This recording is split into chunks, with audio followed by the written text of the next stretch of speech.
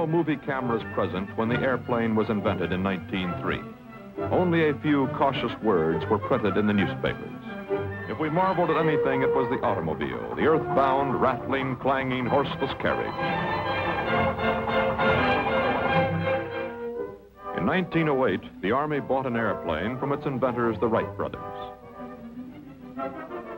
Military minds had little idea of how an airplane might be used in war, but the specifications said the plane had to fly at 40 miles an hour for 1 hour, in still air, without the use of a gas bag. These are the first films made of an American plane in flight. In 1910, Theodore Roosevelt strapped himself in a Wright Flyer. Teddy was forever shocking the fashionable elements of the country, and he did it again when he became the first United States president to fly. Once Teddy had flown, he said bully and walked away from flying. So did the whole country. Nobody was quite sure what an airplane ought to look like or sound like. The Wright brothers' plane was aided in takeoff by a stone weight dropped behind the plane. Few military observers thought perhaps the airplane might have some military value. But to the public, the airplane was only an amusing toy. Its future seemed restricted between danger and novelty. The people who turned out hoped the pilots would break their necks. The pilots were always on the verge of doing so. Flight was glory for the gentleman adventurer and the sportsman.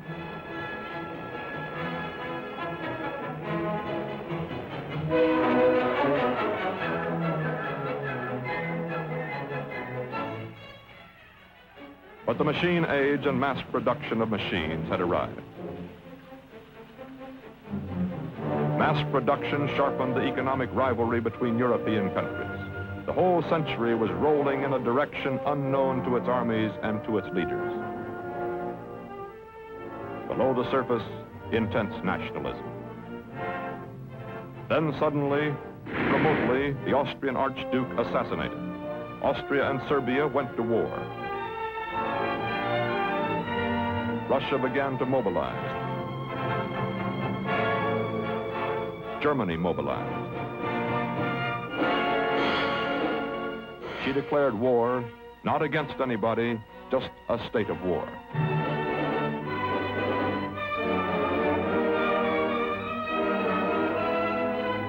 The French received a German ultimatum which the French considered an insult to their national honor. The British were allied with the French. Secret alliances, competition for foreign markets, jingoism, all were leading to a world conflict. Each country knew how it would win this new war, just the way the last major war had been won. Quick mobilization, massive infantry, a few cavalry attacks, artillery. The machine gun, an almost unnoticed weapon, stopped the cavalry. It stopped the infantry, stopped the idea of a short war of movement.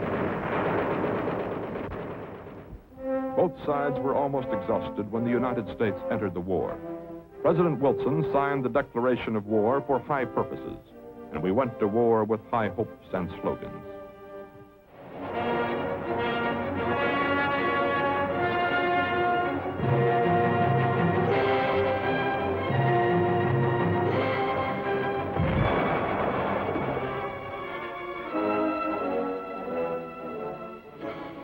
There could be no greater contrast to the ground war than the war in the air. On the ground, massive, slow-moving battles. In the air, lightning attacks and raids. The concepts of cavalry had shifted to the sky. Hit, destroy, and run. America's frontline fighter in 1918, the Spad. Speed about 120 miles an hour. Crew, one man, the former leader of the 94th Pursuit Squadron, America's ace of aces in World War I, Captain Eddie Rickenbacker. A handful of Americans had served with the British Royal Flying Corps and the French Lafayette Escadrille. But those American pilots who came over in 1917 had little training and no planes. Our squadron flew French equipment. We were a group of happy-go-lucky individuals.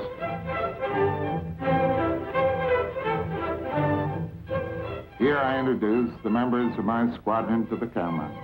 We called ourselves the Hat in the Ring Squadron. The observation balloon was the first aerial weapon. It had been used as early as the American Civil War. The first airplanes were thought of as observation balloons without strings. An early French staff report on aviation asserted, real combat in the air must be considered a myth. The duty of the aviator is to see and not to fight. Nevertheless, early flyers fired pistol shots at each other. Later, hand grenades were thrown. The idea of carrying a machine gun on an airplane also came early in the war, but the planes bounced too much for accurate aiming. A new idea was introduced. The guns were fixed to fire forward, and the planes, instead of the guns, were aimed at the enemy. Until we learned how to synchronize guns and props, some pilots actually shot off their own propellers. The early air war had no rules. We were finding out what the airplane could and couldn't do. When the pilots received incendiary bullets, they went after the hydrogen-filled balloons.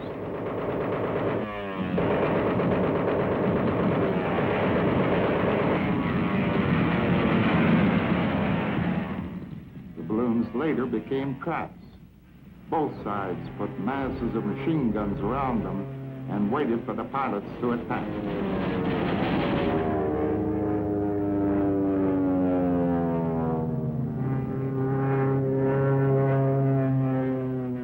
The airplane was being used to destroy the enemy's ability to observe.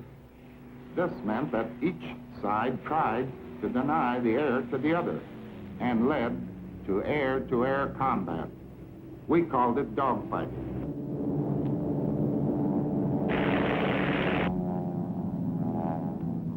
We maneuvered to get into the enemy's blind or undefended spots.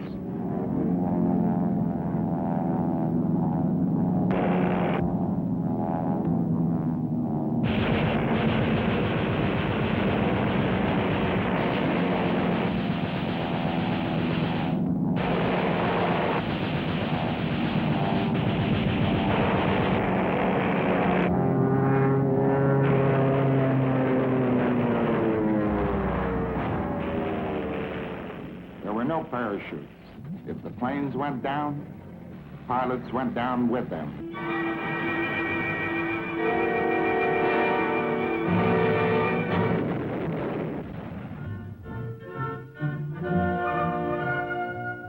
This is the French ace, Georges Guillaume, being decorated. Charles Nungas here, later to die attempting a transatlantic crossing. Baron Manfred von Richthofen, with 80 kills, was the leading German ace of the war. Another pilot who flew with Richthofen was Hermann Goering. Goering was later to become the head of the German Air Force in World War II.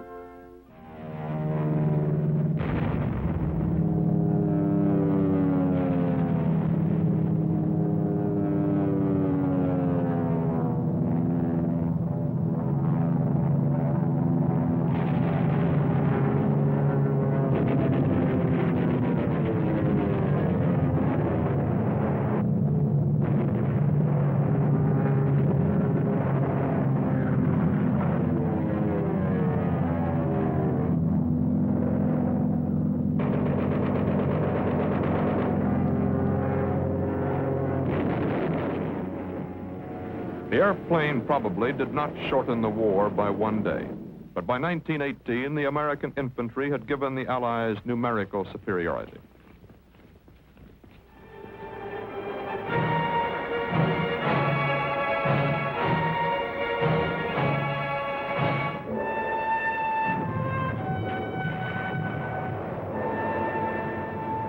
On November 11th, 1918, at 11 o'clock, an armistice. The war was over.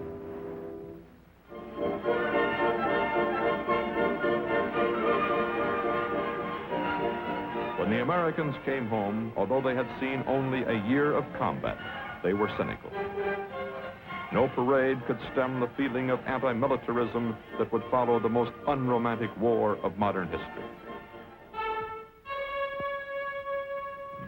The only adventure, the only incident that captured the public's imagination, the airplane. The only folklore and legend to emerge from battle, the whirling, swirling, individual combat in the sky.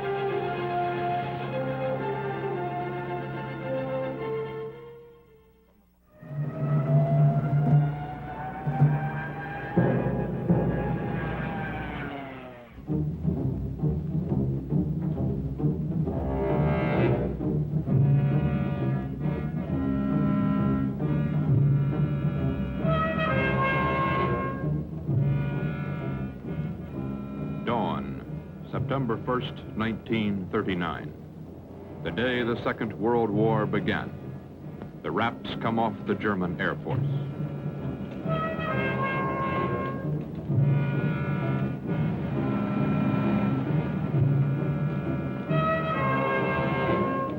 At 4:40 a.m., the signal is given to Bomber Group 33.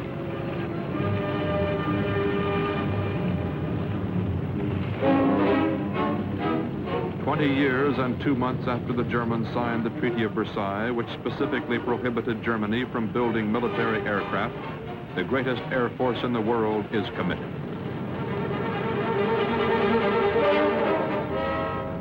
This is the story of the rise of the German Air Force.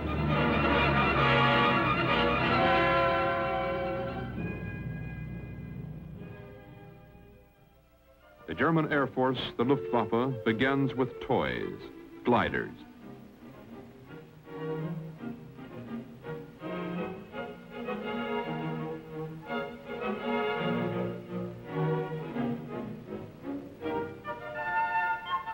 It begins with the Hitler Jugend, where Nazi youth learn discipline and aeronautics.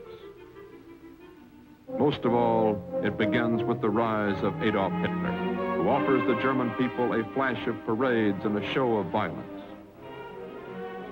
On the surface, direct action.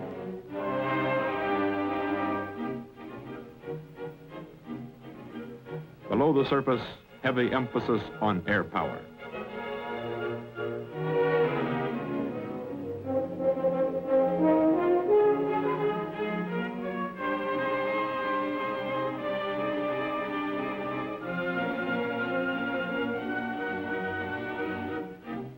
Balsa wood toys become paper bombers within a few short years.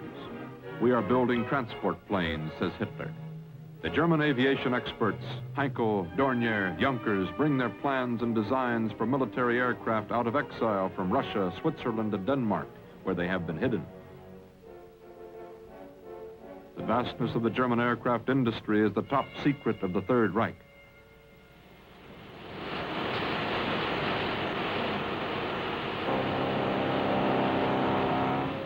A secret Air Force, a secret army. It cannot be kept completely secret. When Winston Churchill protests that Germany is violating the Versailles Treaty, Hitler says, the Versailles Treaty is founded on a monstrous lie. We want nothing more than peace with the world. Hermann Goering says, our few military aircraft are strictly for defense. Whatever the Reich has done is for passive air protection.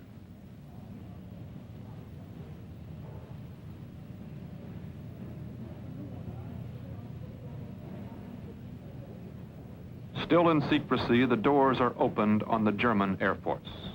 How good are these planes? The Heinkel bomber is designed to fly farther and faster than any bomber in Europe. The Messerschmitt 109 is 10 miles an hour faster than its closest British rival. The Stuka dive bomber is based on a U.S. Navy design, but is 20 miles an hour faster.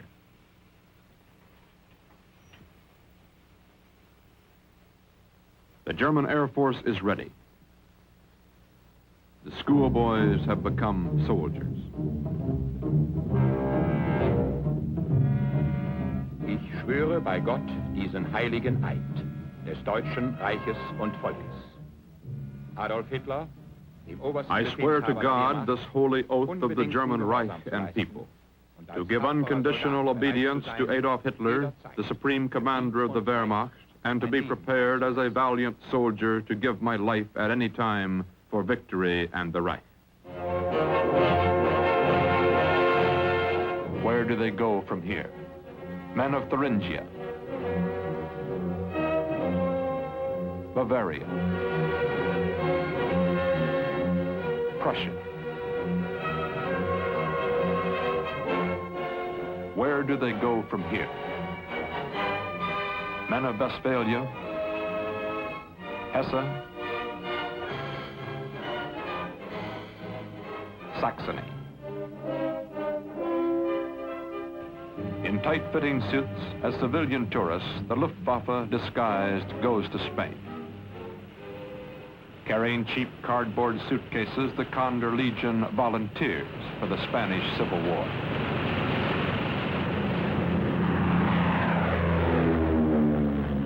The Nazi cross is straightened to an X. In 1936, the Luftwaffe tests its planes in Spain. The planes of the German Air Force are no longer a secret.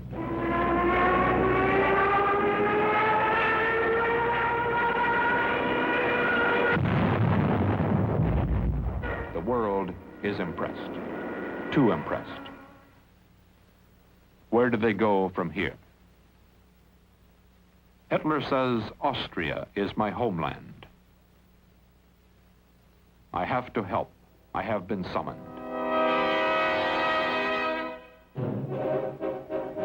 The Nazis march into Austria March 12, 1938.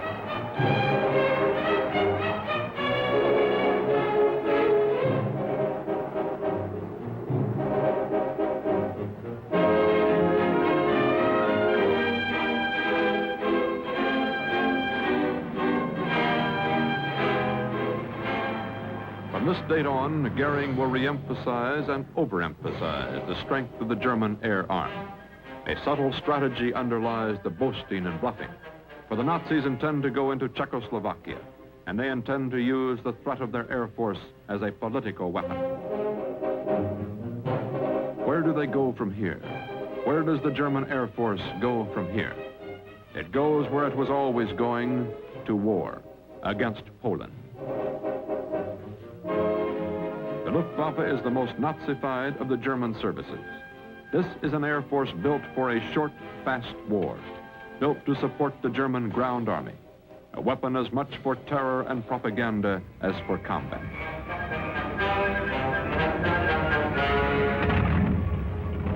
On September 1st, 1939, the German Air Force takes off for Poland.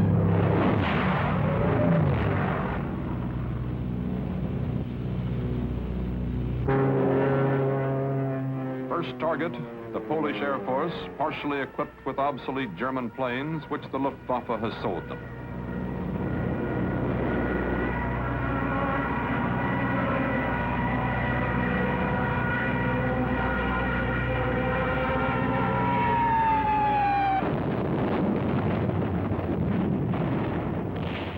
The Polish Air Force is caught on the ground.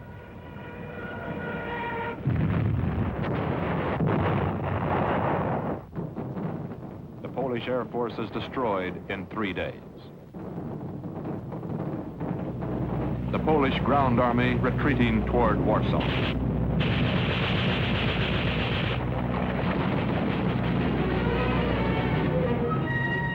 Only in Warsaw do the Poles put up effective resistance. Outside the city, Hermann Goering builds bleachers and invites as spectators the few remaining members of the German General Staff who doubt the Luftwaffe. The Nazi Air Force is sent against Warsaw at low level.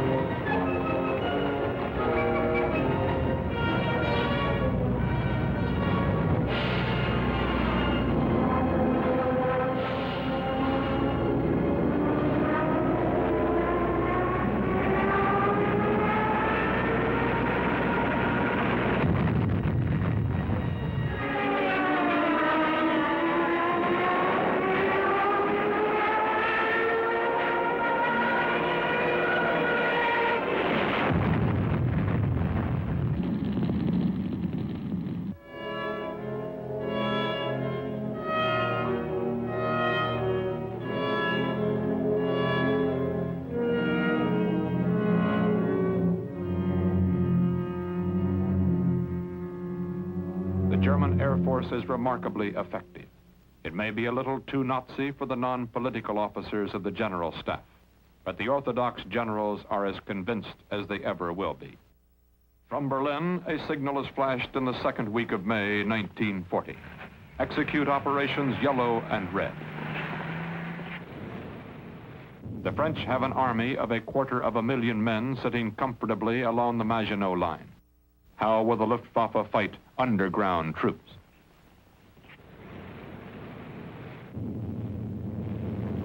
Surprise is the keynote. The Germans do not attack the Maginot Line, they flank it. The drive goes into Holland. In Holland, the Luftwaffe strikes in an unexpected manner. The German infantry is in the sky, paratroopers, Fallschirmtruppen. They do not bother to declare war, they jump headlong into the fight.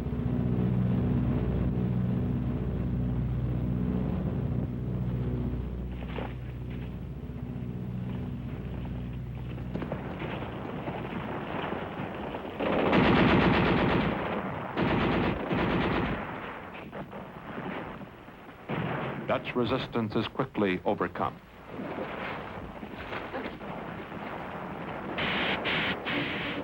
The French and British repeat the strategy of World War I. They wheel into Flanders to meet the advancing Germans. This is the orthodox, expected plan of battle. The main weight of the British Expeditionary Force moves into Belgium.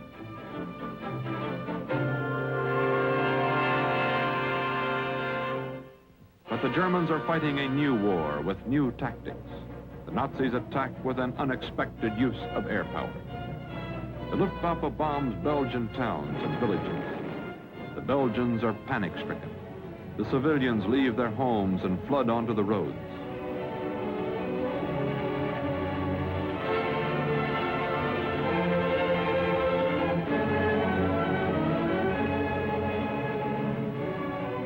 By adroit machine gunning, the Germans herd the refugees toward the same roads the Allies are using.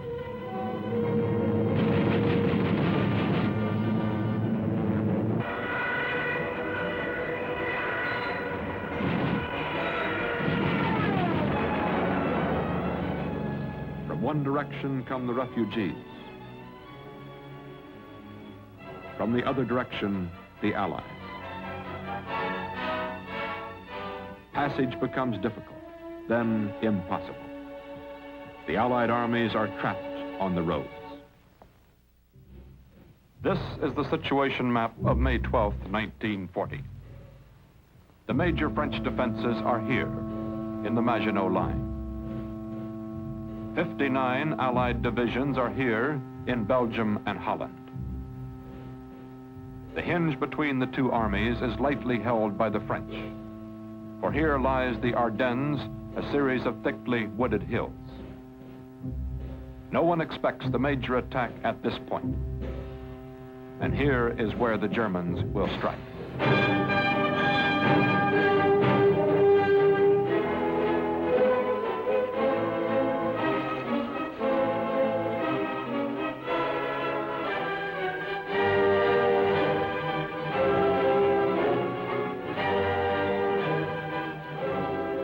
French staff report of 1937, quote, "A German attack through the Ardennes in strength must be considered impossible. There are only two secondary roads. German armor simply cannot move through the forests or cross country. Even if the Germans reach the Meuse River, they cannot possibly cross it without heavy artillery. In the time it will take the Germans to bring up their artillery, we will reinforce the French Ninth Army," end quote. The Germans reach the Meuse and call not for their artillery, but for their dive bombers.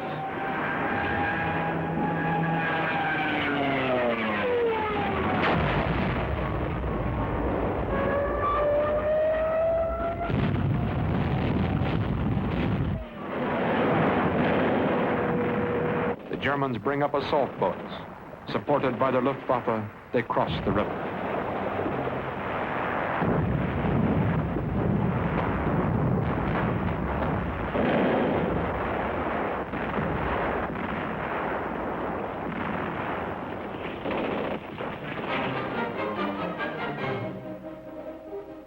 bridgehead is secure. The bridges are built in a matter of hours. The German heavy tanks appear where the French least expect them. The main German force appears where it never should have appeared. The Allied armies are split. The Maginot Line is flanked.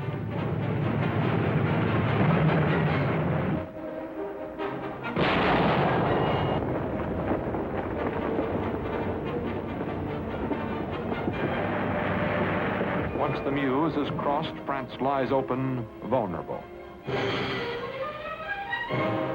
In the sky, the Luftwaffe strikes once more.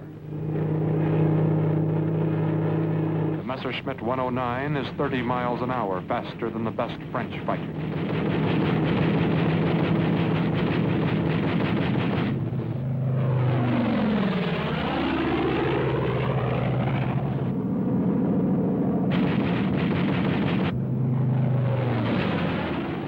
As always, the German Air Force, built primarily as a ground support weapon, covers the onrushing German ground troops. The Germans have discovered that they do not need great masses of infantry. Tank columns and air power are used to split the French army. The German infantry is used primarily to mop up the shattered Allied armies. Now there is nothing left but the mopping up.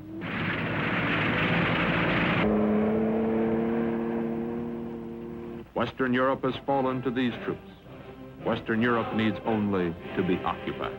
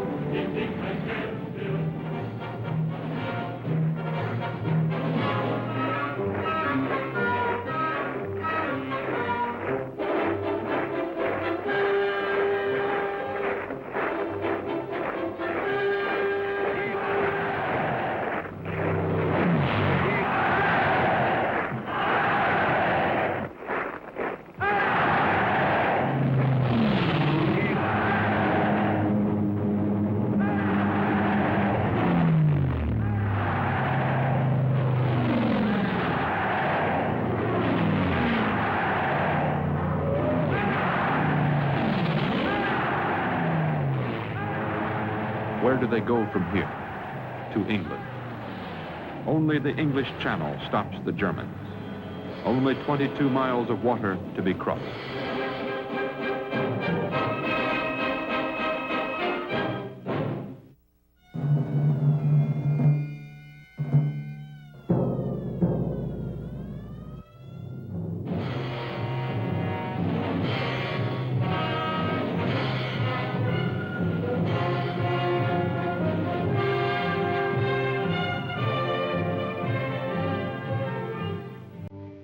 The Battle of France is over.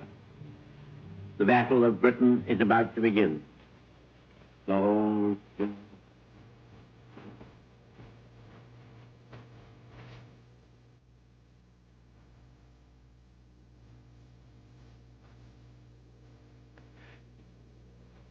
If we can...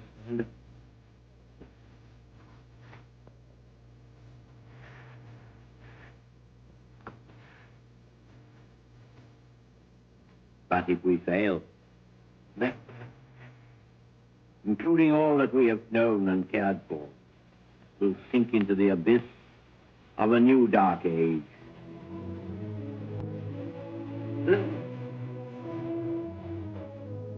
So better...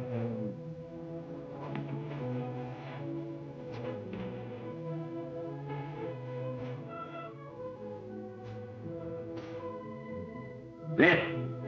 Perfect.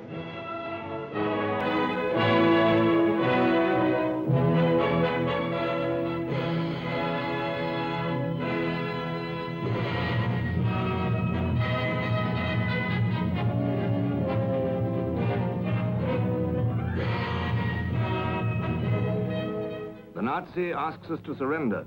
He will grant Britain both peace and slavery.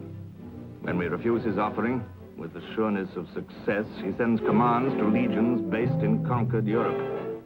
Mobilize, attack, kill Britain. Britain, waiting for the blow. The shadows of an army are all that have returned from Dunkirk's beach.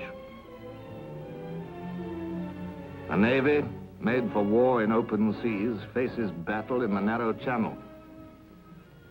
The Air Force, weakened in the fight for France, faces odds of more than 3 to 1. Britain, waiting for the blow, strong only in spirit.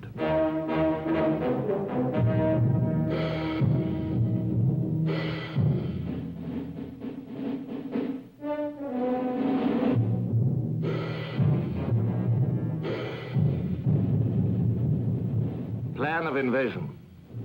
Conquer the air. Control the sky above the channel ports. The German Navy on a narrow front forces 3 beachheads. A flood of German planes destroys the British fleet. And under air support, the beachheads link. Sweep to the west. Sweep to the north. Do not attack London, a city whose vastness might swallow an army. Surround London. Kill it by starvation. The air is the key. Who controls the air wins the Battle of Britain. The German planes now mass for the attack with specific, rigid plans for battle. The only target is the RAF, not London nor any British city, not communications nor supply. The planes are ordered not to deviate. They must attack the British fighters on the ground and in the air. The British landing fields, the airframe factories, the aircraft engine works. The Royal Air Force and all supporting arms and services must be destroyed. Then, inevitably, the invasion will succeed. 3,000 German planes rise to attack. 3,000 German planes against 900 British fighters.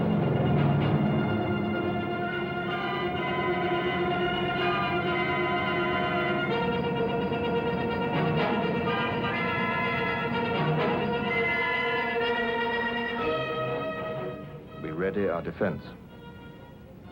Churchill speaks. If this invasion is going to be tried at all, it does not seem that it can be long delayed.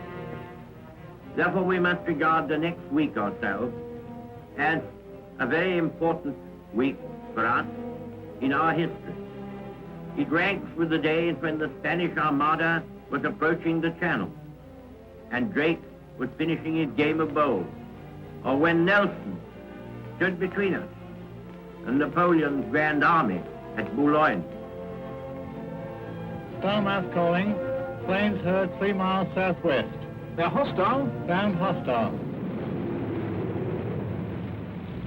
The German fleet approaches Dover's cliffs. The south of England slides below their wings.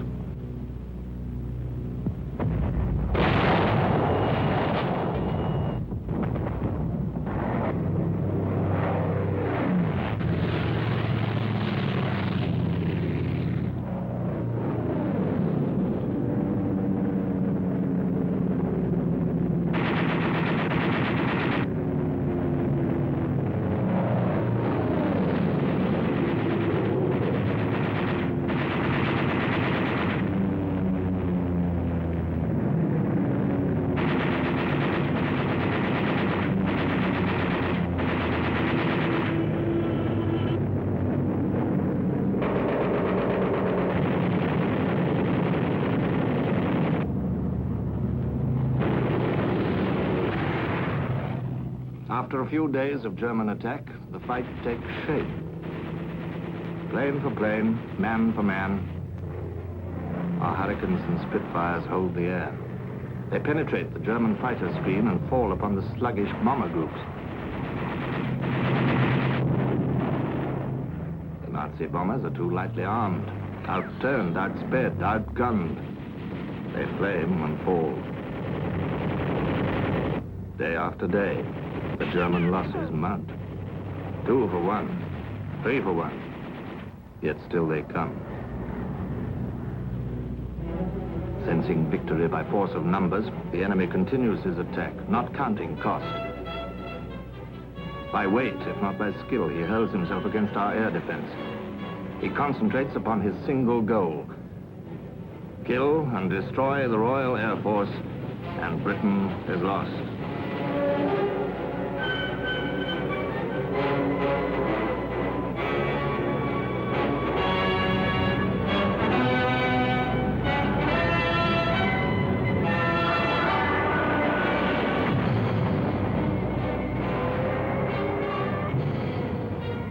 Day after day, disasters, fires arise. Our air defense disintegrates to smoke.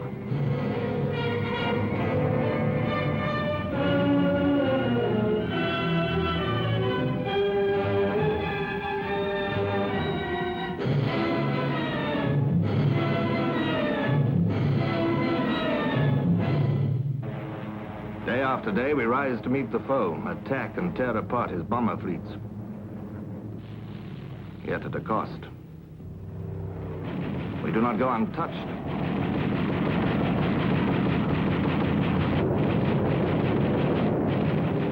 A Spitfire streams a trail of glycol fumes.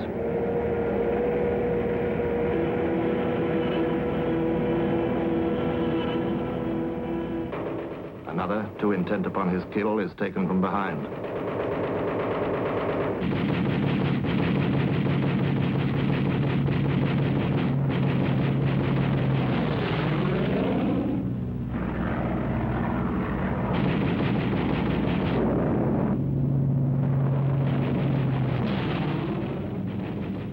We lose 1 plane while they lose 3. Still, we are overwhelmed. The German purpose is within their reach.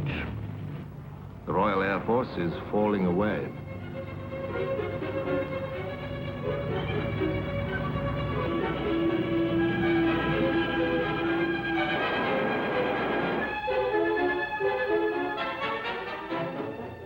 The shield is pierced.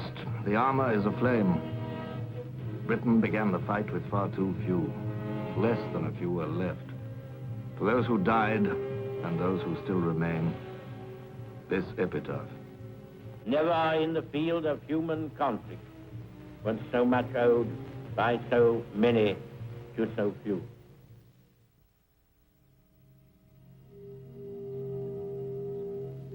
All signs portend invasion comes in hours.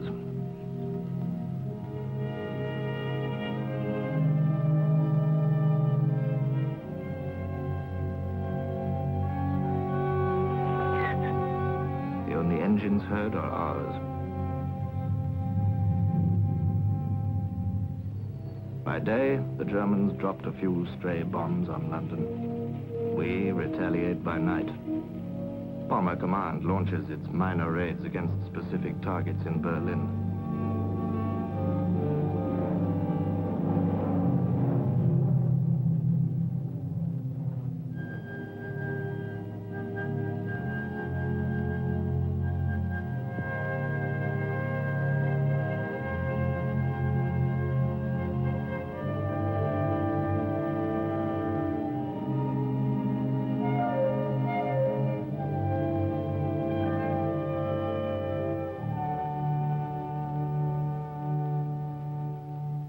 Britain wakes to find this small event a secondary headline of the day. An unbelievable event takes place when Hitler hears Berlin was bombed. Both sentiment and politics inflame his mind. All military logic slips. He makes a gross strategic error as he diverts the point of his attack. Not invasion, but retaliation. Not victory, but vengeance. The war is changed. Unfold the map. New target. London.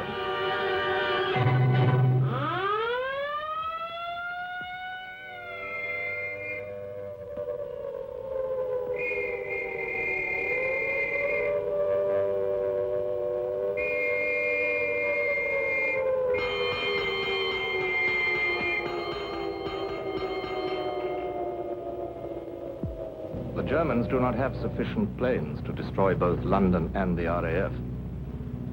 Here is the turning point, the basic error of the war. Although the southern flank of England lies exposed and invasion is within the Nazis' grasp, the enemy has turned his bomber fleets against London. No longer is the fight machine against machine or plane against plane. London and its people are the targets.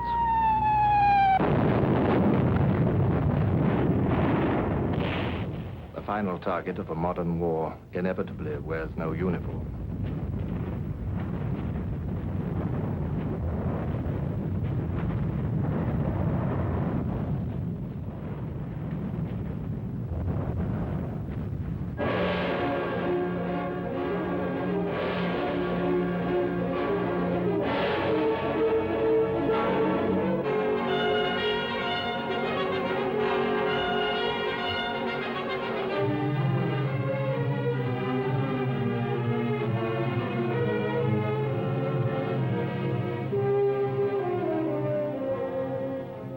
The foe may have one victory, not two. Either London or the Royal Air Force. He cannot have them both. If London burns, other flames explode. In the west and north, the bombing of the factories is stopped. If London bleeds, our arsenal grows strong.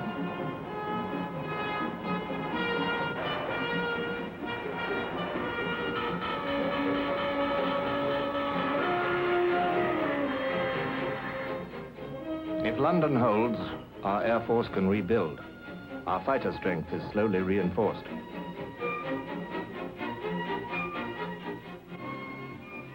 And while London suffers, absorbing time, safely to the west, new pilots train.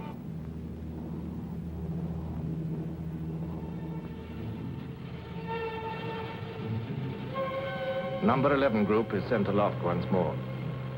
The fight at odds is joined once more.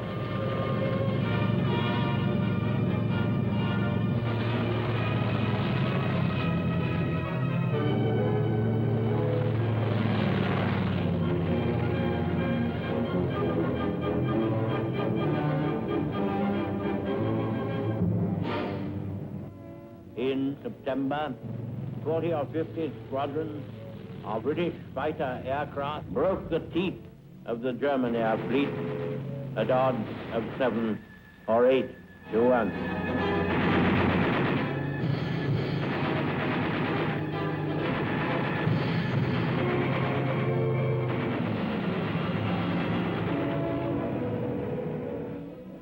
Never in the field of human conflict was so much owed by so many to so few.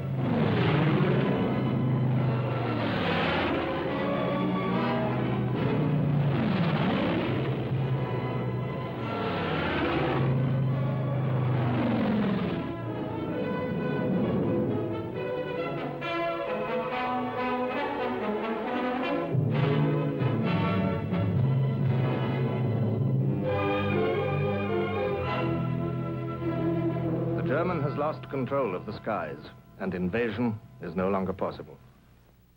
The daylight fighting has cost the enemy too much. Now he comes by dark, knowing we are weak in night defenses.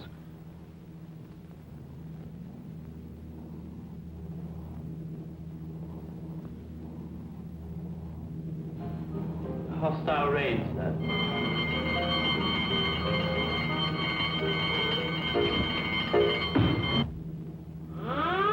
Air power becomes a political weapon. For every people has a breaking point, and all cities can be demoralized. The psychological use of terror is what Hitler calls it. He may still win the final victory if London loses the will to resist.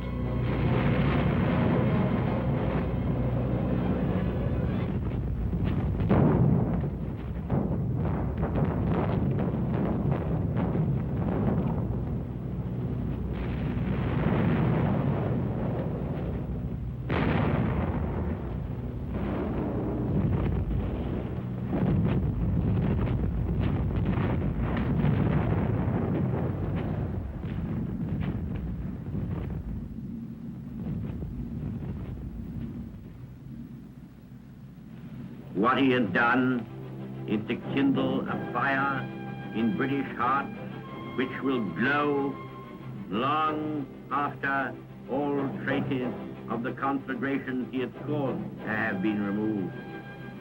He has lighted a fire which will burn with a steady and consuming flame until the old world and the new can join hands to rebuild the temples of man's freedom and man's honor upon foundations which will not be overthrown.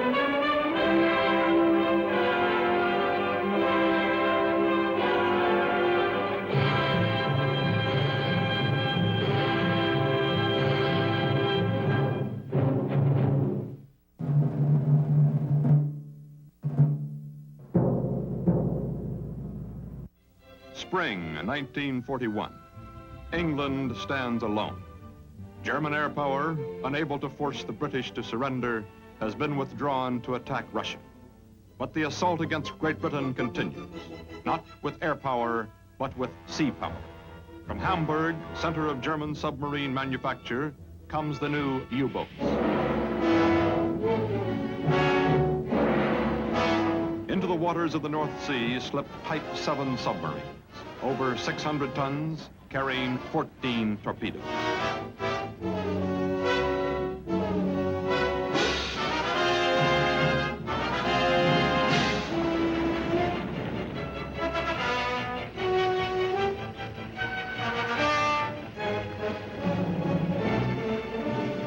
The German undersea armada grows to 150 raiders.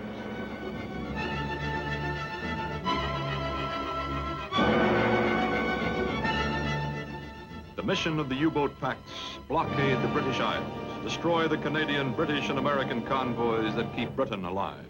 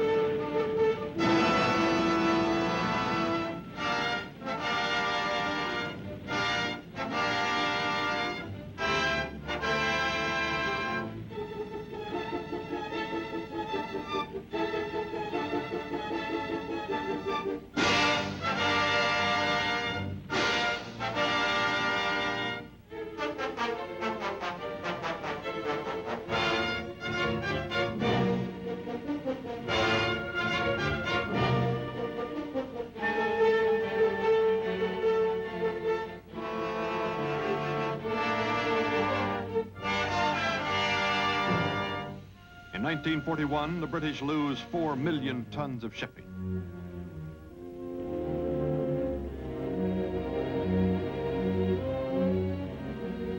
In 1941, 7,000 British and Canadian seamen are lost.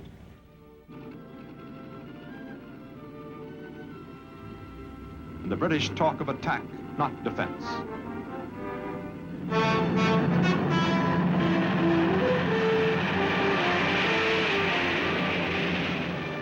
The counterblast is at hand. July 1943, Headquarters Bomber Command. The largest airstrike to date is about to begin. Bomber Command to all groups. Targets for tonight. Maximum effort tonight. Town 434, Germany. Right, sir. Town 434 is Hamburg.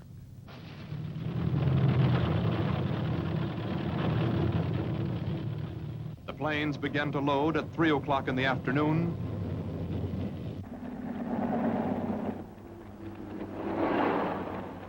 Somewhat later, the briefing begins. As soon as the Hun knows that you've found the target, you'll get the usual plentiful supply of flak. There's no good expecting an easy passage because you won't get one. Remember, don't risk aircraft unnecessarily. Your main object is to bomb the target and then to bring your aircraft back safely. Well, chaps, no doubt about it. We've got a good one for tonight. It should be fairly easy to find. And with those water landmarks and the light, you should manage a good run up. Go in and flatten it. And good luck to you.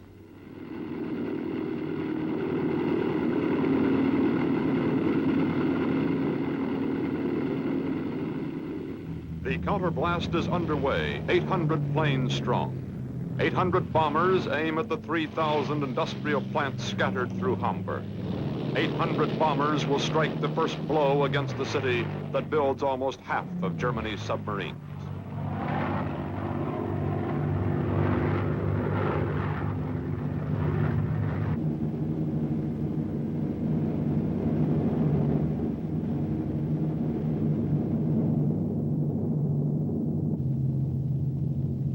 Beginning to cloud up a bit, isn't it?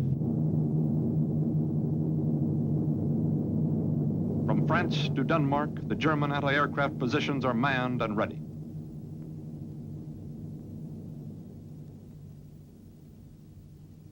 German night fighter pilots are in their ready rooms, but on this night, something has gone wrong with the German early warning system.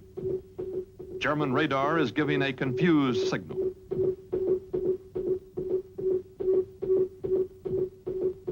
The British are dropping tinfoil and jamming the German radar defenses.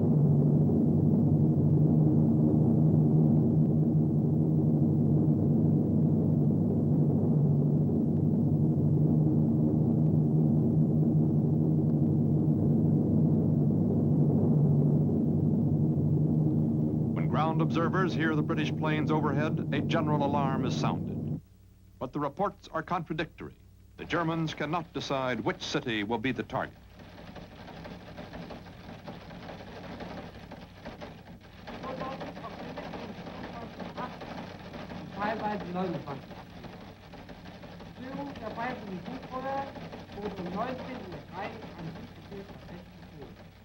A secondary alert is sounded throughout northwest Germany.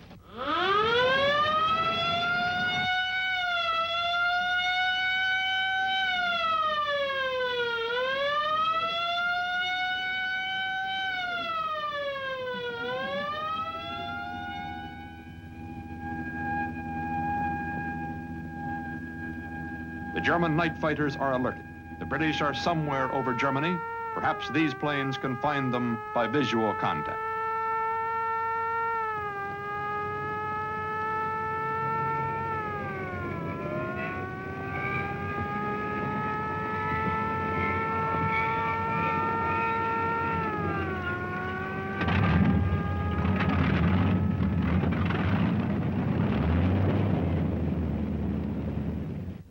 The best the defenders can do is guess, and they guess the wrong city.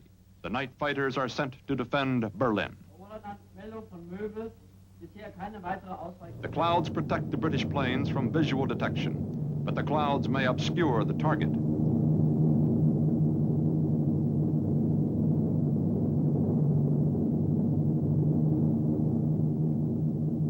Special planes, Pathfinders, will drop through the cloud cover and illuminate Hamburg with flares.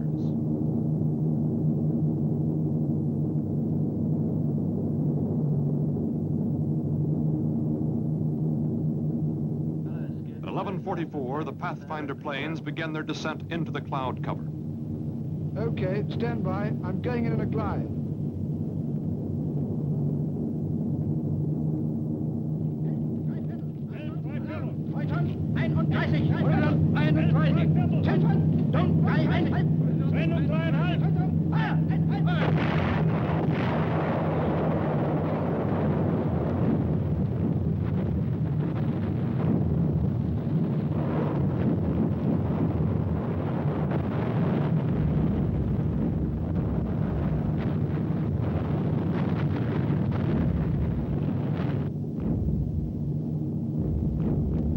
One door's open. One door's open. Left, left. Steady. Right. One's gone.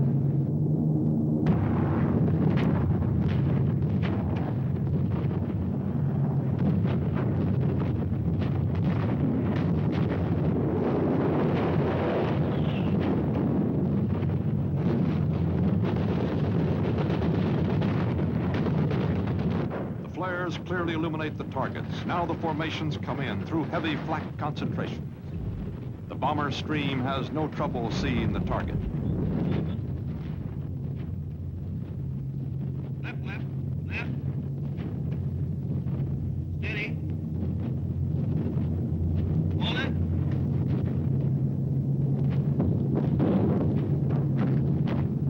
One's gone.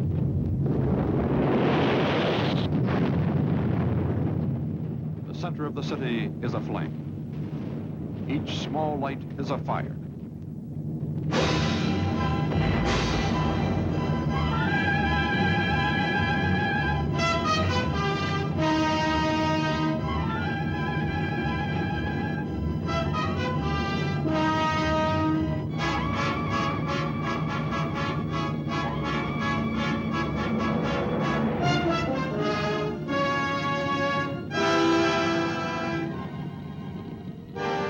In the center of Hamburg, the temperature is over 1,800 degrees. Steel girders melt under the heat. The fire is so intense that winds of cyclone proportions, over 150 miles an hour, roar through the city.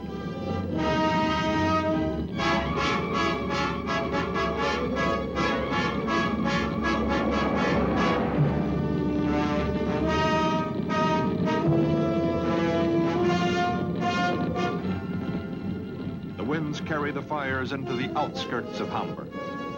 Only in the suburbs can the Germans muster firefighting defenses.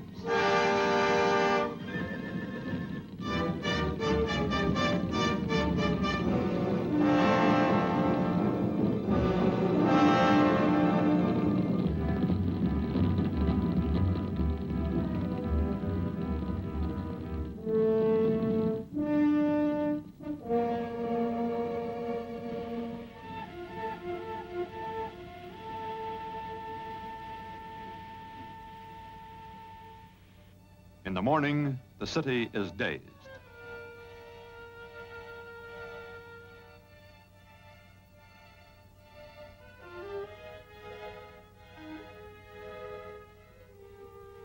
At first, the enormity of the destruction is not realized. A few people set about the task of cleaning up. A few people begin to leave Hamburg.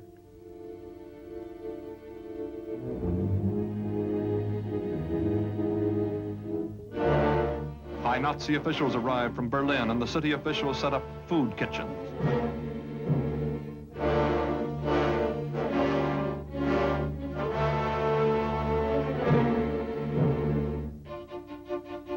In the late morning, rescue efforts began to set free thousands of people trapped in underground bunkers.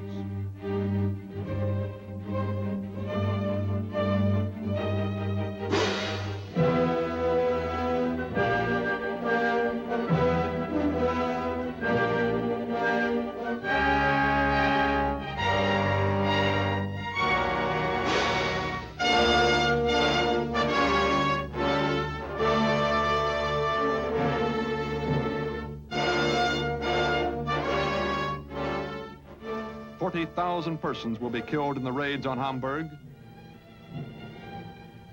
It was not until 2 o'clock in the afternoon that the people of the city broke down.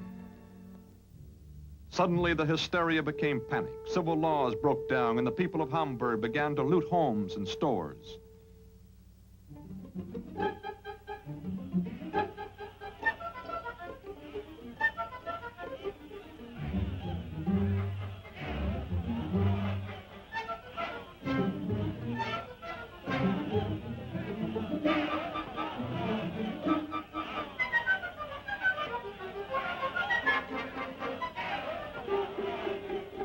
shooting went on until 3:37 in the afternoon.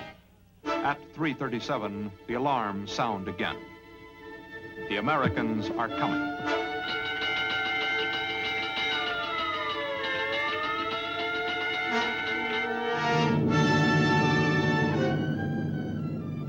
The Americans by day, the British by night. Round-the-clock bombing. The war has come to the German people.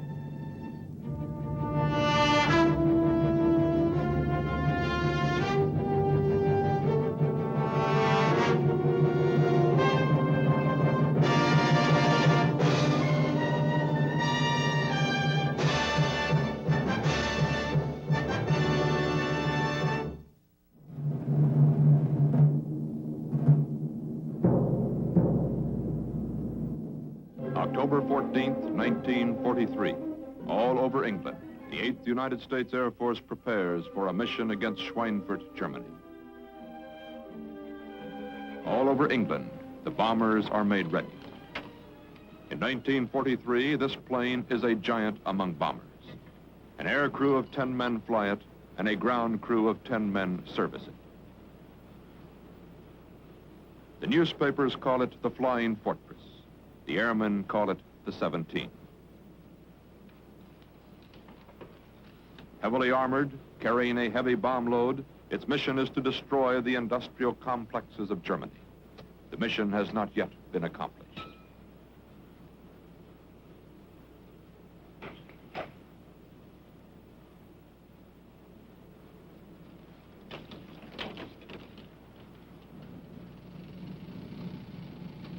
While the ground crews ready the bombers, the flight crews are briefed.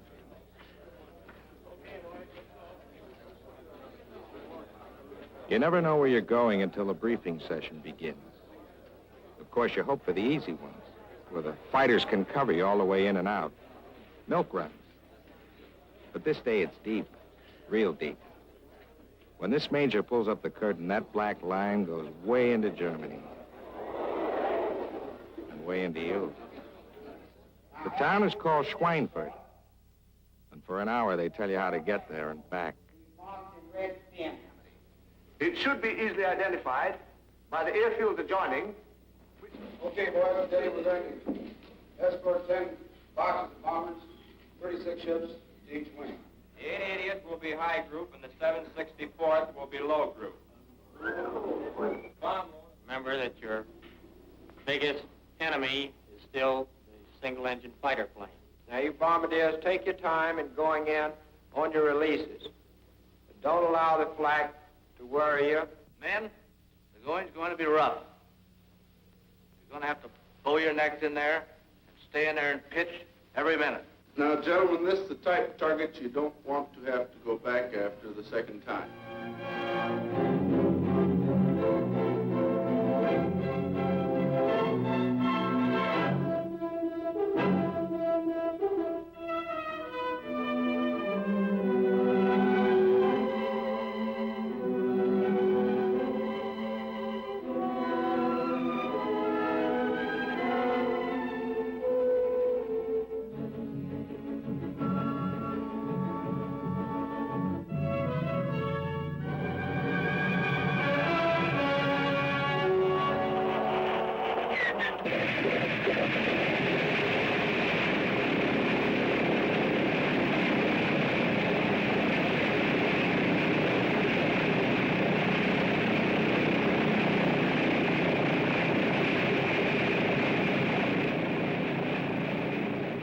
Schweinfurt is the center of the German ball-bearing industry. Every machine that moves in war moves on ball bearings. Therefore, Schweinfurt is a #1 priority target. This target lies deep in Germany, and the deeper the target, the stronger the German defenses. Deep penetrations into Germany are costing the Americans many bombers. The bombers must go deep, for if strategic bombardment is to be successful, the whole of Germany must be reached. The future of strategic bombardment may rest on this mission and these planes.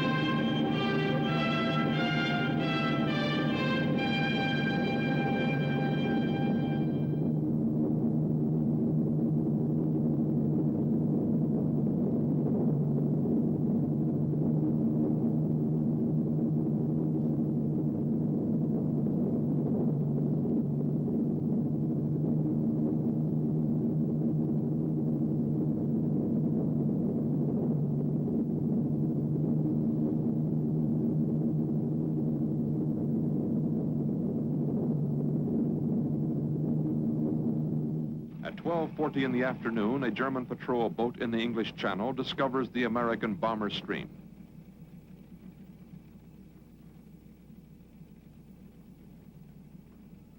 The Germans radio a warning. German Central Control in Berlin begins to plot the track of the American bombers. The German defense system alerts the whole German Air Force as far north as the Baltic. German early warning has guessed the bombers are heading deep into Germany, but they cannot decide which city will be the probable target. They think it may be Frankfurt, but they wait for a half hour before committing the German fighters.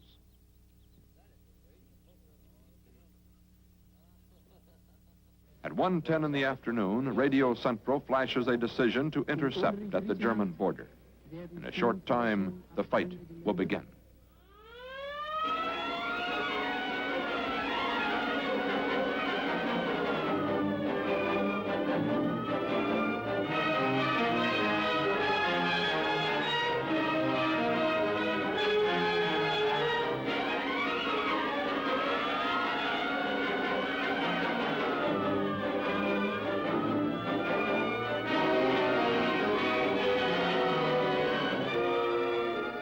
Top secret. Estimate of German Air Force capabilities, 14 October 1943. At the present time, there is no indication that the Allies have won superiority in the air. The Luftwaffe's strength has substantially increased in the last few months.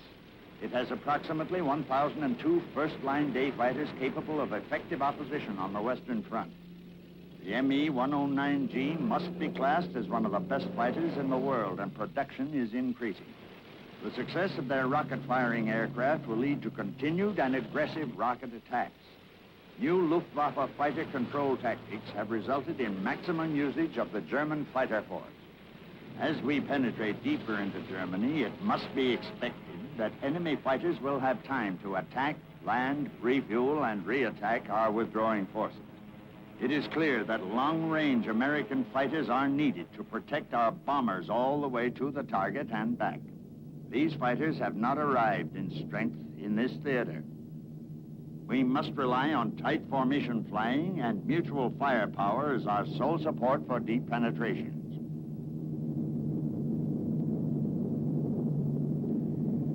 Fighter escort breaking up. Now keep an eye out for Jerry, he's due. Top turret, you see anything yet? Nothing yet, sir. All right, keep your eye on the sun. Yes, sir. Rocky, anything there? Nothing below us, sir. Nothing on the left? Nothing on the right. Maybe they stayed home. Maybe the war's over. Yeah, I bet you this will be a real milk run. All right, can the chatter. Looks like Contrails, 5 o'clock. Just report him when you see him. I see him. 4109, 6 o'clock high. Lefty, they're yours first. Lead him, Lenny. Short first. Hang on, 5 o'clock high.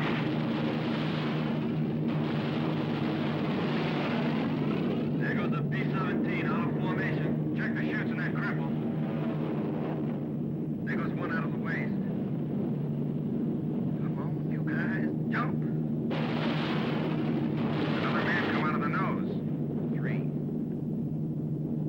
4, 5.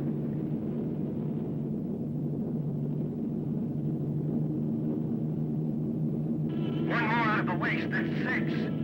Man still in the cripple. Come on, you guys, jump. She's falling off in the right wing. She's spitting in now.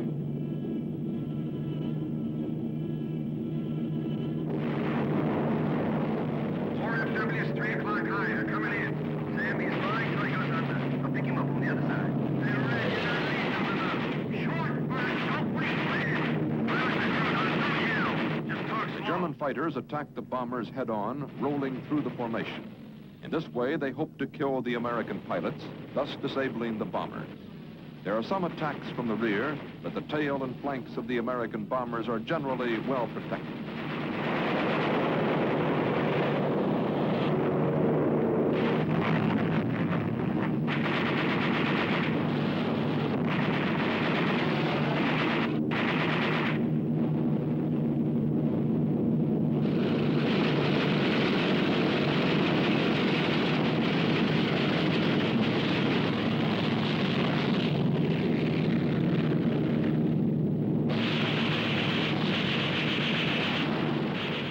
soon as an American bomber leaves the formation, the German fighters attack it in waves.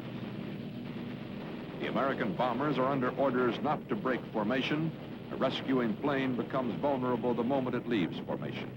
The wounded planes must fight by themselves. On the way to the target, the Americans lose 28 planes, 280 men.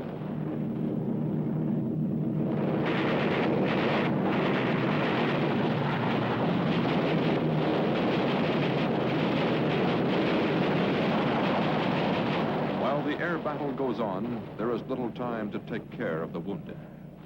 Coming in level at 6. 2 FWs coming through at 11 o'clock. Now watch them left, boys, watch them. 4 bandits coming up from the tail, 6 o'clock, low. They're coming in from all around the clock now. I see 4, 5, 6 FWs at 12 o'clock high. They're going after the ring. The sky's full of them. Fighters are breaking away here. Flak's coming up at 12 o'clock level. Man, oh man, just look at that flag.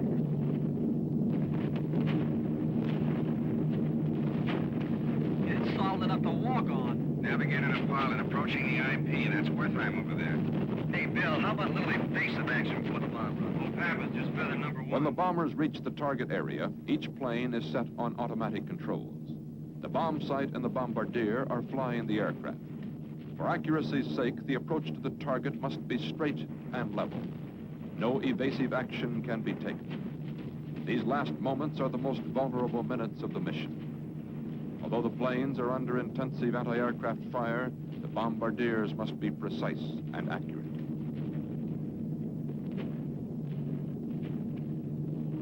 Visibility is good, the target is exposed.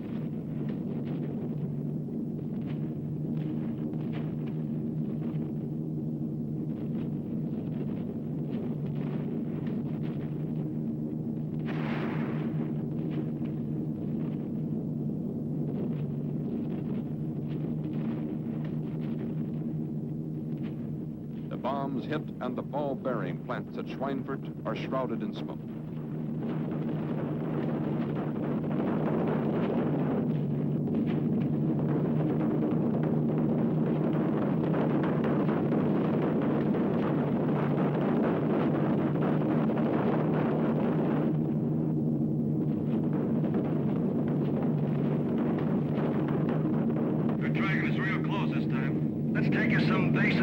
Roger, hang on. Let's jockey around a little.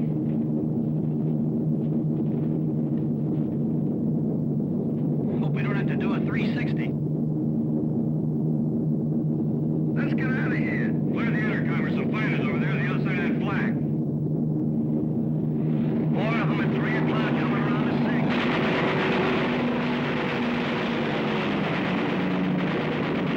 Another port in trouble.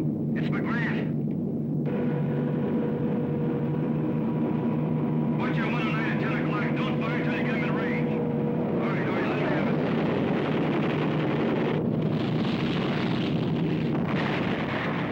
I got it! My God, did you see that thing explode? My oxygen is out back here. Hey, FW, coming in. I don't care who you are. Every man is scared he'll be yellow in battle. Every man's afraid he'll chicken out. And at Schweinfurt, some men did flip, some crying on the interphone, some so frozen with fear they couldn't fire their guns. But fewer than you'd expect, just a few. It wasn't real. The cold tearing at you. The roar of the engines. The sky full of junk and parachutes. Death all around you. After a while, instead of the battle aiming at you, it was something you were watching. That's how your mind protects itself. That's what bravery is.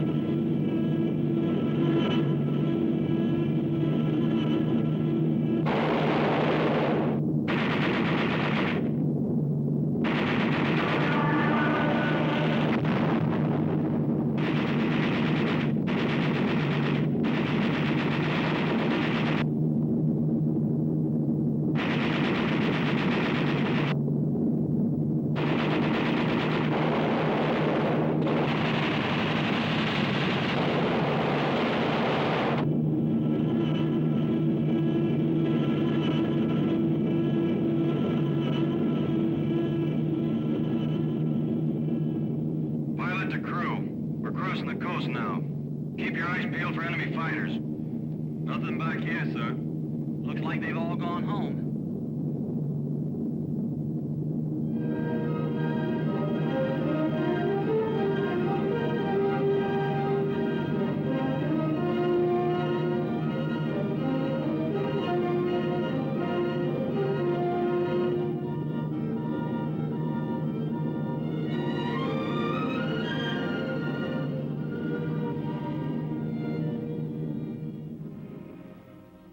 A 1,000 men began to gather at the flight lines half an hour before the planes were due back. 1,000 different men from 1,000 different places with 1,000 different kinds of lives. And yet all the lives coming together under two emotions, anxiety and guilt. Anxiety. Who among the men at...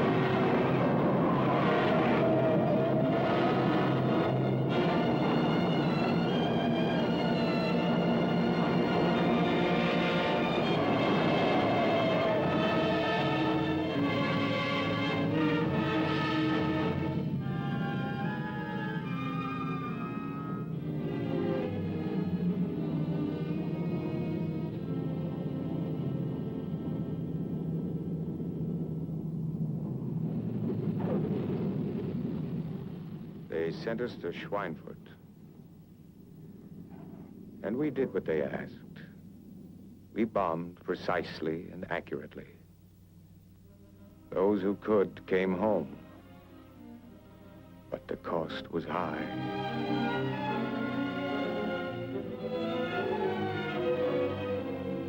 Of every 10 planes that had gone out, 3 planes missing.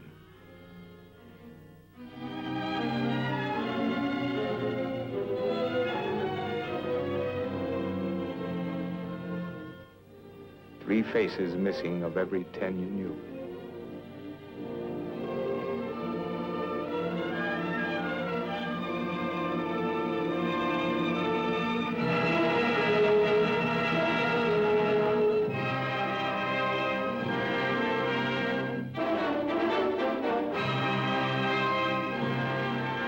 Those who returned, for how many days and nights would they relive these hours?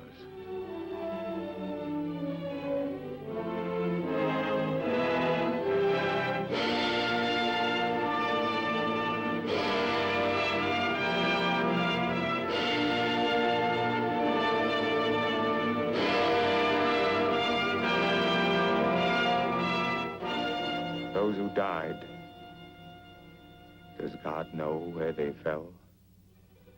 For the sky has no names, and the whole sky was the battlefield.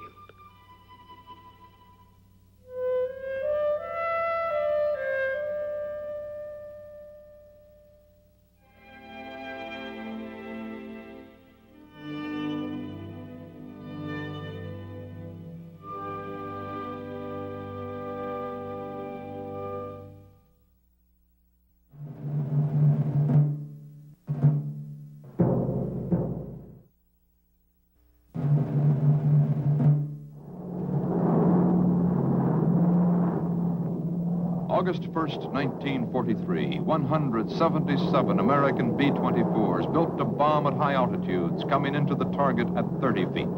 The single richest target in Europe lays before them. They hope to win it by surprise. They hope to be on it before the enemy can organize his defenses. A gamble, a carefully rehearsed blow at the heart of the enemy's war machine. The objective is oil. The Romanian oil field under attack is Ploiești. Ploiești is a complex of oil storage depots, refineries, and cracking plants. It is the richest target in all Europe because it supplies 1/3 of the oil needed by the German war machine. We must destroy this target. A modern army does not travel on its belly, it travels on petroleum. Ploiești powers the German army.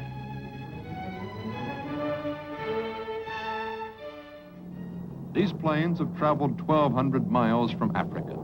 We were gambling. We didn't have the strength for a major attack. Perhaps a sudden raid, a thrust with a light force would win Ploiești with a single blow. But navigation at a low altitude is difficult, and something went wrong. The first group had reached this point 1/2 hour before it was due over Ploiești. The run-up to the target was to begin here at Florești. But the lead group made a navigational error and turned short at this point. And unfortunately, it began a run on Bucharest. Bucharest was the headquarters of the German Air Defense Command.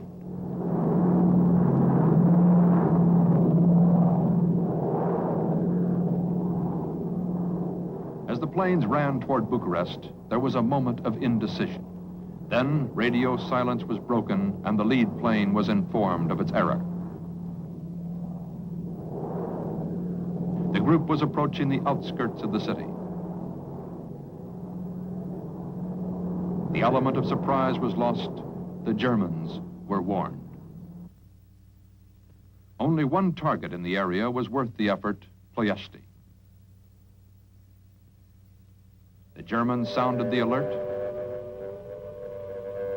It was answered not by second-rate Romanian flyers, but by some of the best pilots in the Luftwaffe. The German anti-aircraft artillery moved into action. All surprise was lost. German flak was waiting and ready. The first wave belatedly turned towards Ploiești and approached from the most heavily defended direction.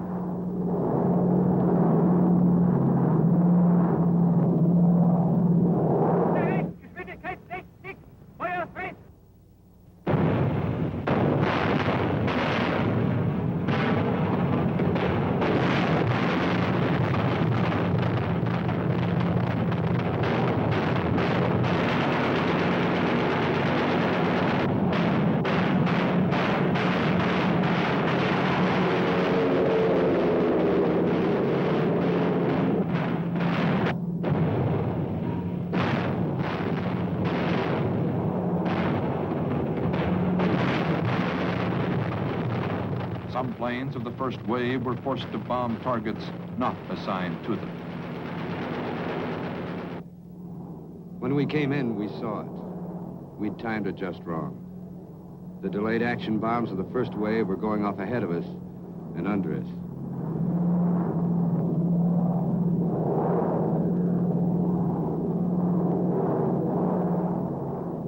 We went out after targets and hit them on the button. In spite of delayed action bombs going off below us, flak, small arms, everything but slingshots, we barreled through and unloaded.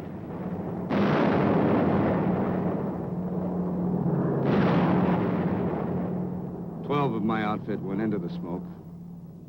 Only 9 broke out on the other side.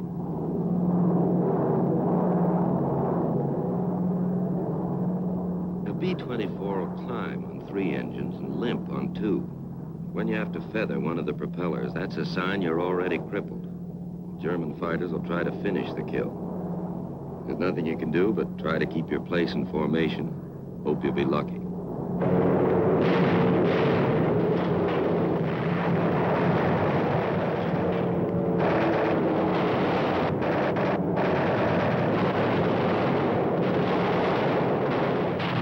4-engine planes are American.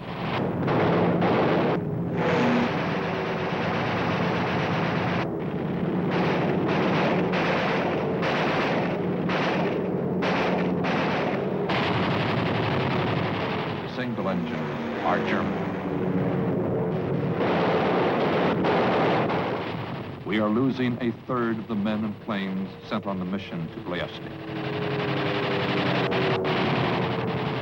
The victorious German fighter pilots buzz their own fever.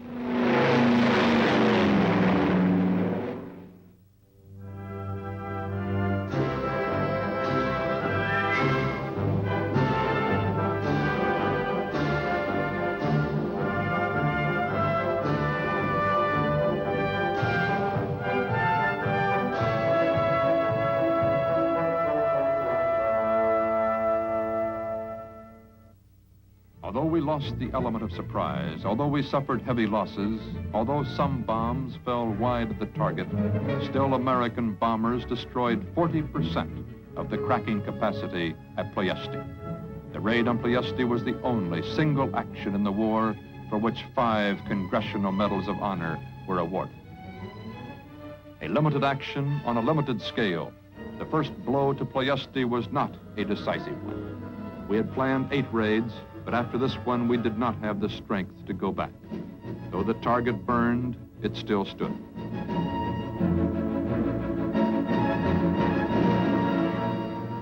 The Germans marched 10,000 slave laborers into the oil fields and began rebuilding Ploiesti immediately.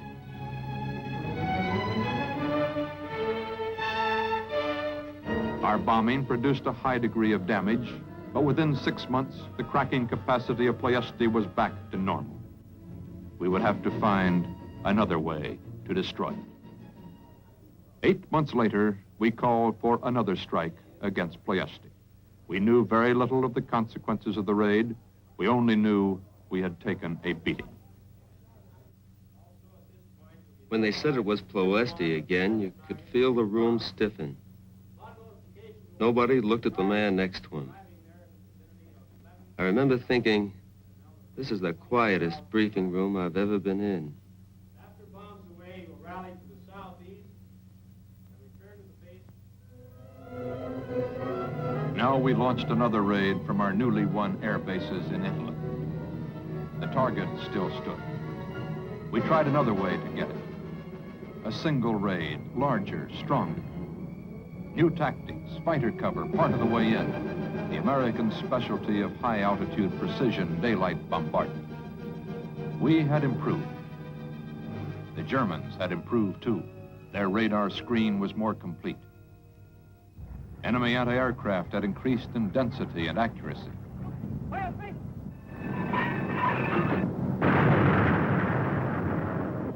Enemy fighter strength had risen considerably. Pilots had been brought down from the Western Front. They were experienced and good.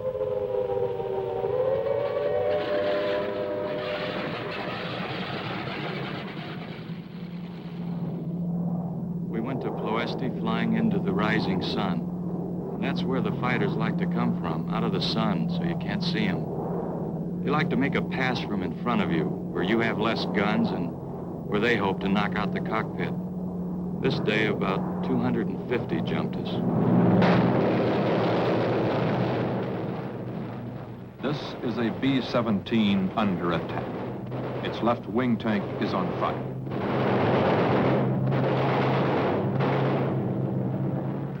The left side of this B-24 is disintegrating.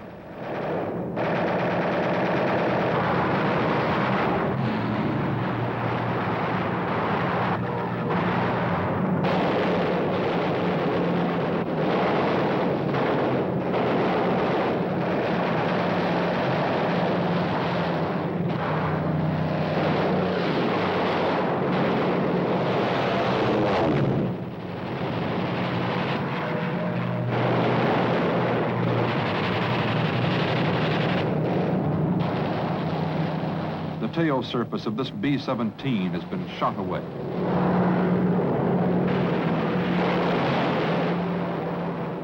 Over the target, the Germans added the last obstacle, flak and smoke. Smoke from 2,000 smoke pots drifts over Ploiesti. Drifts, clouds, obscures the target. There was nothing to do but drop our bombs into the smoke and hope by some chance they hit the refinery below.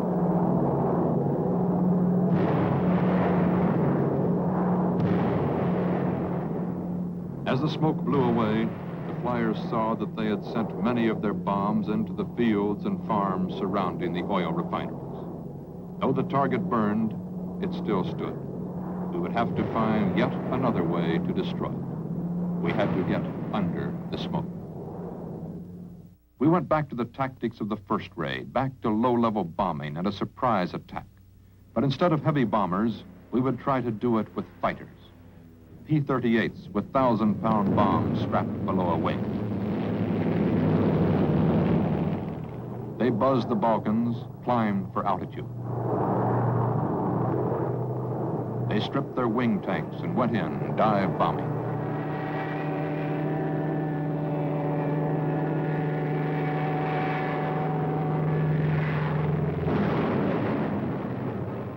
Ploiesti burned, but 30% of the planes did not come back, and the target still stood. Ploiesti stood and shipped its oil to the German fighting machine. If we wanted this target, we had to find still another way to get it. We had to find another way to use air power. In June 1944, the decision was made. We would make oil the primary target of the Air Force. Not by sneak raids or one-time shots, but by mounting a siege. Only in this way could such an extensive target be destroyed. We would mount whatever planes we had and fly day after day over the oil refineries. Now we went out in strength, knowing the Germans waited in strength. We would take what we had to take from flak.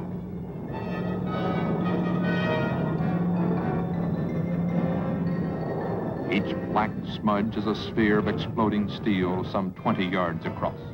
The Germans were accurate. Sometimes they aimed directly at the planes. Sometimes they threw up a box barrage and let the planes fly into it.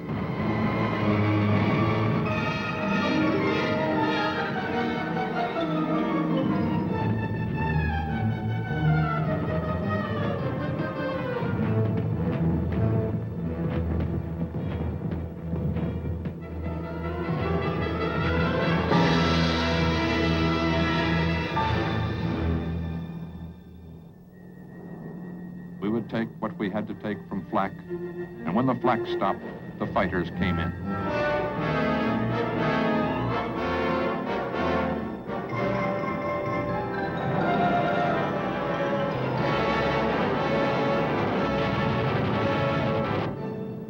This B-17 is out of control and on fire within the fuselage. It starts to spin in and then explodes. No parachutes.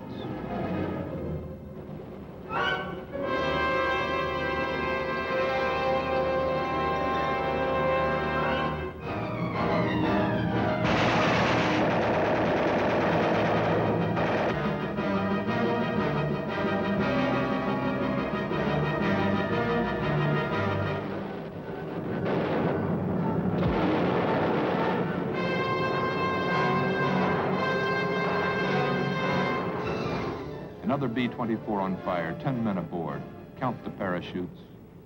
1, 2,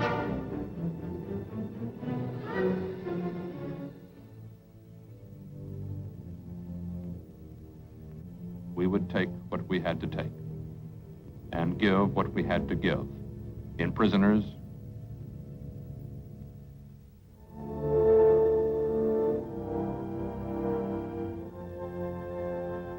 in broken airplanes,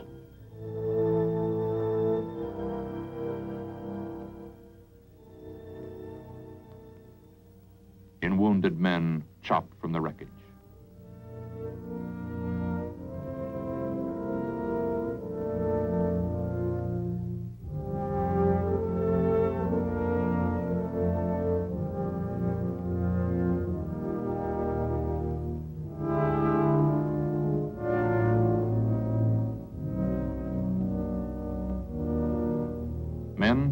what they had to take.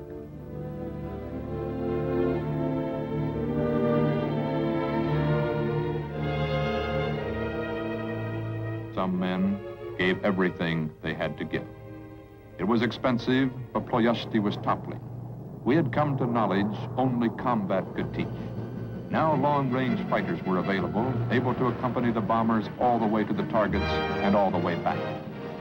These are German planes seen from American gun sight cameras.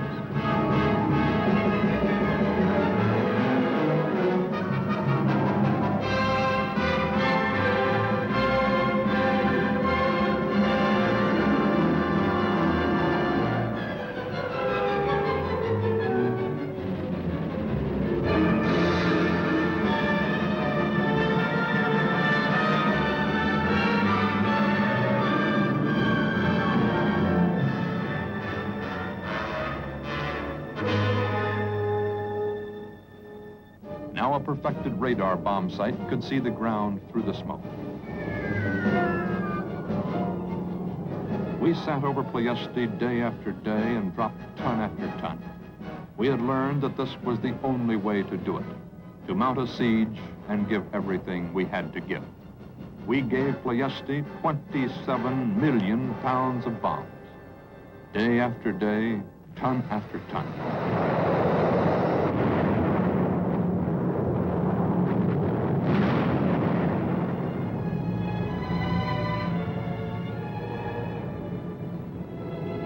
A year and a fortnight after the first raid, Ploiesti lay useless and prone. It burned for the last time. When this oil field stopped production, the German war machine began to run down. The death of the oil fields was, by German admission, the most powerful blow struck by the Air Force.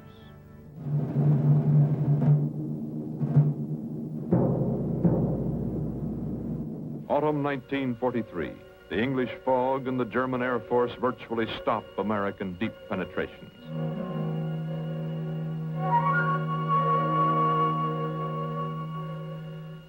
An American correspondent attached to the 8th Air Force writes, "The fall fog is the first break the 8th Air Force has had in months. Men are about to crack.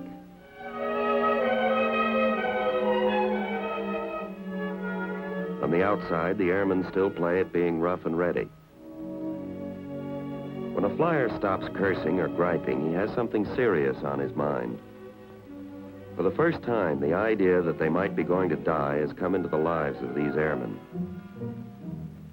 A waist gunner wrote, "I remember Christmas Day, 1943. We gave a party for a bunch of English kids and showed them around the base. I said to one of them, 'How would you like to see the inside of a bomber?' He said, 'Wizard yank,' and up he went. He poked around and said, 'It's truly a flying fortress.' Well, what could you say to him? The B-17 was a good plane, but it wasn't a fortress. Without fighter escort, it wasn't good enough over Germany. But you don't tell that kind of thing to kids. We just gave them the best Christmas we could and acted like the heroes they wanted us to be." In the next months, the 8th Air Force is reinforced. A new long-range fighter, the P-51, appears.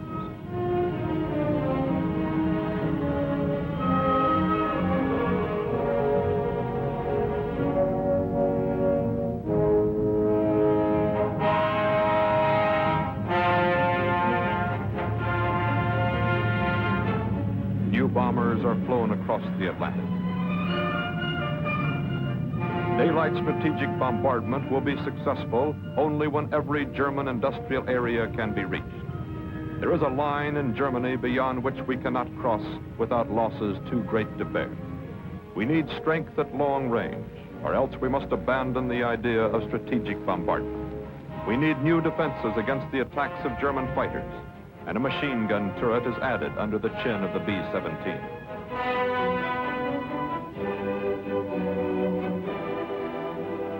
New crews replace those lost over Germany. The depth of our heavy attacks is dependent upon the escorting fighter planes. The speed and performance of American fighter planes is excellent, but their range is too short. fuel tanks are improvised to hang from the bellies of the fighters. The planes are readied in the first months of 1944. The issue is still to be decided.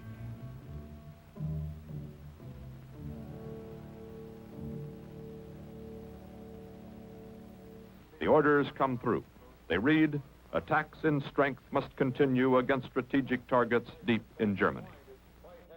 The air crews are to be relieved from combat after flying 25 missions. But the men know that in some missions of the previous autumn, up to 20% of the bombers and their crews did not return. If the statistics continue to hold, no man can count on living through his tour of duty. Nevertheless, the bombers take off.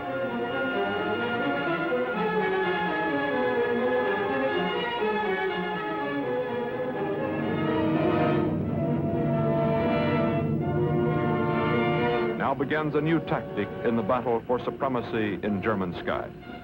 We hope these fighters, equipped with extra fuel tanks, will make the difference. The fighters now have sufficient range to escort the bombers to and from the targets. They are our last best hope.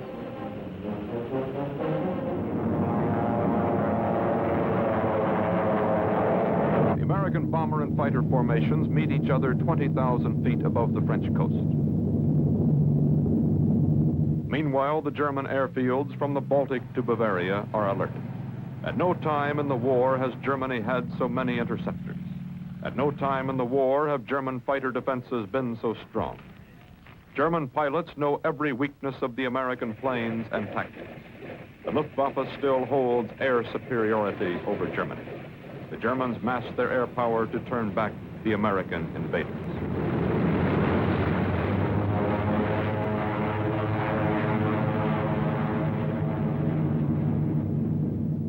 The Americans fly deeper into France, almost to the German border.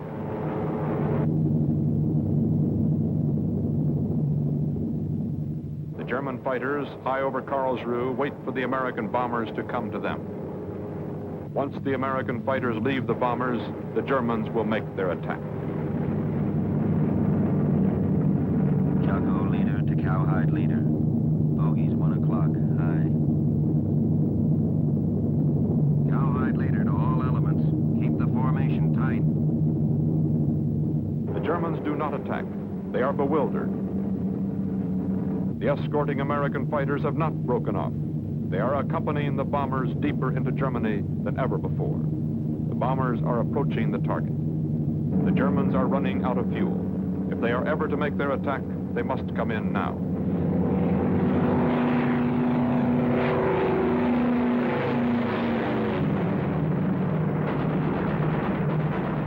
Friendly to turret flight. Bogies attacking at 5 o'clock. Strip tanks and break left.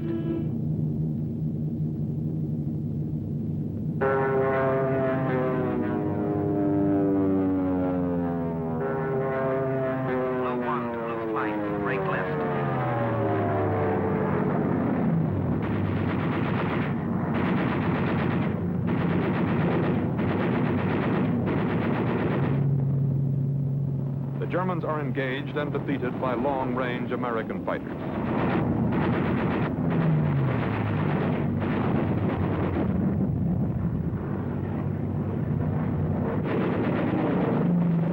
The Allies pressed the attack from 20,000 feet to 20 feet.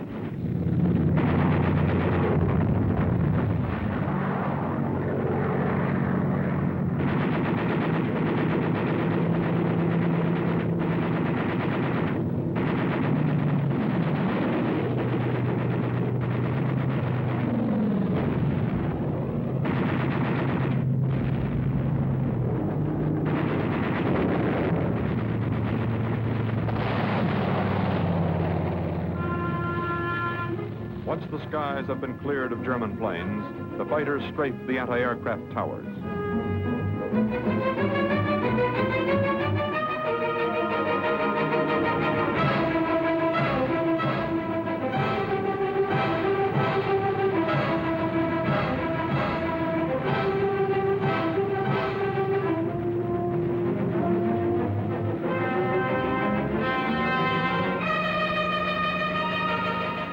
Later, down on the deck, in advance of the bombers, the American fighters shoot up the Nazi planes on the airfields before they can rise.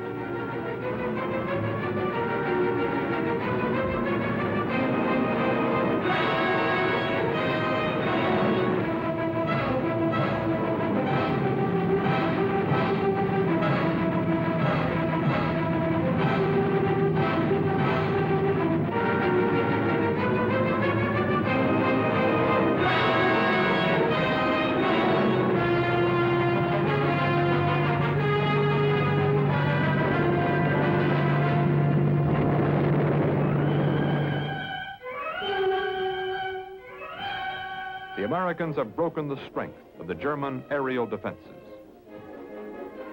Now the American bombers are free to strike any target in Germany, however deep. The whole industrial complex supporting the German war machine lies vulnerable and exposed. The German factories, the oil refineries, the hydroelectric stations, the German industrial centers, Berlin, Hamburg, Leipzig, Hanover, Brunswick, Stuttgart. Every major city in Germany is bombed and bombed again.